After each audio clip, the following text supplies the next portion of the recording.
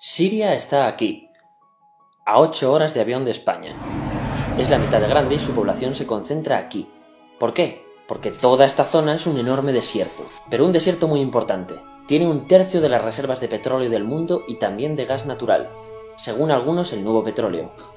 Para sacarlo de aquí y llevarlo a Europa, hay que rodear toda esta península y salir por el canal de Suez. Como te puedes imaginar, aquí te cobran.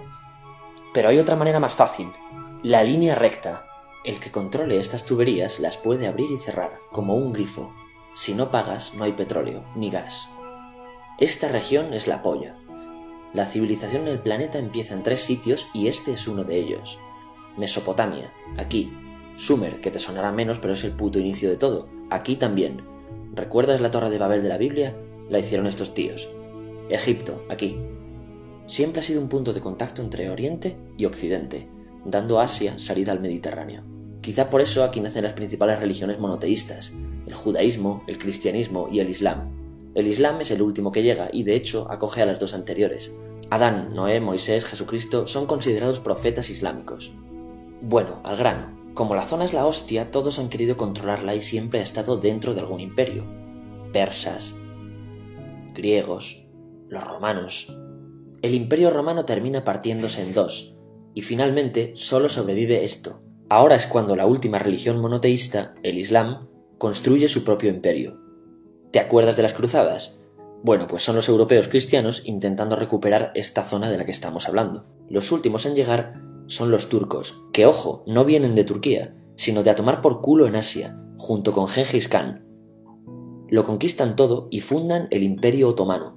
El Imperio Otomano se queda ahí hasta la Primera Guerra Mundial, 600 años. Cuando acaba la Primera Guerra Mundial, aparecen pequeños países donde antes estaba el Imperio Otomano, y por primera vez vemos a Siria en un mapa. Hasta ahora la habíamos dibujado para no perdernos. ¿Y quién se inventa esos países? Lo que te voy a contar es alto secreto. Bueno, lo era en 1916. Este súper secreto se llama Acuerdo de Sykes-Picot. Los franceses y los ingleses no podían derrotar solos al Imperio Otomano. Solo podían si les apoyaba la gente que vivía dentro, en su mayoría árabes. ¿Cómo se los ganaron? Pues les prometieron la Gran Arabia, un país solo para ellos. El único problema es que era un timo. Antes de seguir, recuerda una cosa. Los árabes son un pueblo, pero no una religión. O sea, un árabe puede ser musulmán, puede ser cristiano, y antes del Islam parece que hubo tribus árabes con tradiciones judías. Bueno, pues a los árabes no les dieron ese único país que les habían prometido. En su lugar, franceses y británicos crearon muchos países pequeños. Estos países, obviamente, no eran países de verdad, sino zonas bajo su control con gobernantes puestos por ellos. Durante este tiempo hacen lo que quieren con la zona. Recuerda que hay petróleo. Siria, aunque no tiene grandes reservas, tiene fácil salida al mar, y Francia, que es la que se ha quedado con Siria, se lo da a compañías extranjeras. Después de la Segunda Guerra Mundial, los europeos se van. En el caso de Siria, son echados a patadas. Pero antes de irse, crean otro estado, Israel. No es el momento de hablar de ello, pero es un estado muy polémico que sus vecinos no reconocen. La prueba es que nada más irse los británicos, todos estos estados lo atacan. La zona, a partir de ahora, va a ser una puta bomba de relojería. ¿Y mientras qué pasa en Siria? Bueno, pues no es muy estable. Tiene golpes de estado constantes. En esa época aparece en Siria una ideología que se hace con el control y se expande por el mundo árabe, el Ba'ath. Esta ideología mezcla el antiguo sueño de una sola nación árabe con ideas socialistas. Y algo muy importante, es laica, o sea que no es religiosa. Siria se llega a unir con Egipto, un país con el que no tiene frontera. Pero no es algo raro, muchos de estos países intentan hacerlo también. Como recordarás, a esta gente se le había prometido un solo país y las ganas las seguían teniendo. Pero la unión falla. En este tiempo Egipto les convence para nacionalizar el petróleo. En Siria, Al-Assad, el padre del Assad de ahora, se convierte en jefe del estado Ba'ath. En Irak, también Ba'ath, comienza a ganar fuerza Saddam Hussein. Las diferencias entre ambos países dividen a los partidos Ba'ath de otros países en pro-Siria o pro-Irak. Ahora ocurre la Guerra Fría. El mundo se divide en 2. O eres de Estados Unidos o de la Unión Soviética. Son años muy movidos en los que se pegan constantemente con Israel, invaden su vecino Líbano y comienza una oposición islamista al régimen Ba'ath de Assad, los hermanos musulmanes. Vale, volvamos atrás un momento. Recuerdas que la mayoría de árabes eran musulmanes, ¿verdad? Pues dentro de los musulmanes hay 2 ramas fundamentales, los suníes, la mayoría, y los chiíes. En el caso de Siria, a pesar de ser un estado laico, los gobernantes como Assad y jefes militares eran chiíes, los cuales representan menos del 13%. En cambio, casi el 70% de la población es suní.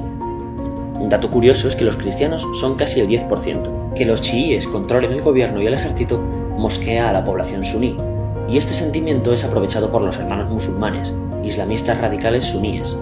Estos toman las armas en la ciudad de Hama en contra del gobierno, y Assad acaba con la revuelta a costa de matar miles de civiles y encarcelar a mucha gente.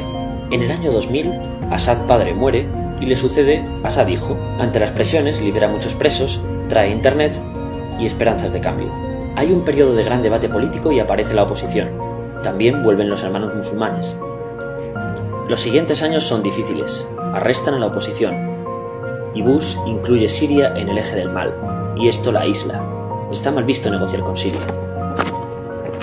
Los kurdos, un pueblo que vive distribuido por varios países de la zona, empiezan a protestar también. Hay represión y muertos. En 2011, te sonará esto, ocurre la Primavera Árabe. ¿Qué es esto? Bueno, es una protesta que se va propagando por todos los países árabes pidiendo más democracia. Como ves, el mundo árabe, a pesar de estar dividido en países, tiene tendencias generales. Cuando llega a Siria, Assad hijo termina usando el ejército y en los enfrentamientos mueren unas 1000 personas. Los enfrentamientos irán escalando hasta que se conviertan en guerra civil. No hay un momento exacto de inicio. Lo importante es que hoy en día hay numerosas facciones en juego. Vamos a verlas. Pero primero piensa en que todo está dividido entre chiíes, la minoría, y suníes, la mayoría. Chiíes y además laicos, o sea, no religiosos, son el gobierno de Al-Assad. Controla todo esto, que si recuerdas son básicamente las zonas chiíes del país. El gobierno de Assad está enfrentado al resto. También mayoritariamente laico, pero suní, es el Ejército Libre de Siria o FSA en inglés. Junto con el Frente Islámico, que es religioso, y otros 70 y pico grupos más, forman una coalición que la prensa llama simplemente la oposición. También suníes e islamistas, pero radicales, son Al-Nusra, llamados Al-Qaeda en Siria, porque son básicamente eso, Al-Qaeda en Siria. Otros islamistas radicales son el ISIS o Estado Islámico. Salen de Al-Qaeda en Irak, controlan la mayor parte de Siria e Irak y se han hecho famosos por sus atrocidades. Su objetivo teórico impacta a muchos. Es un Estado Islámico a lo largo de Asia, África y Levante, aunque a ti ya te suena, ¿verdad? En naranja tenemos al pueblo kurdo, que recordarás porque el presidente Al-Assad lo reprimió, al igual que gobiernos de países próximos también hacen. Ahora controlan militarmente esta zona. Antes de terminar, repasemos los apoyos internacionales a fecha de octubre de 2015.